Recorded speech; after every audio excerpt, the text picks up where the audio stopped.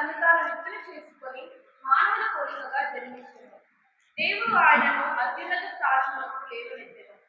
రెండవ పట్టణము పునీత పౌలు ఫిలిప్పీయులకు రాసిన లేఖ 2వ అధ్యాయము 6వ వచనం నుండి 11వ వచనం వరకు.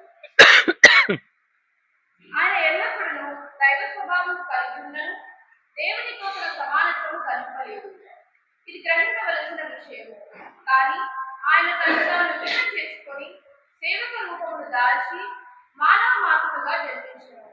ఆయన అన్ని విధముల మానవ మాతృడై ఉండి అంతకంటే వినయము గలవాడై మరణము వరకును, శిలువపై మరణము వరకును విధేయుడాయను.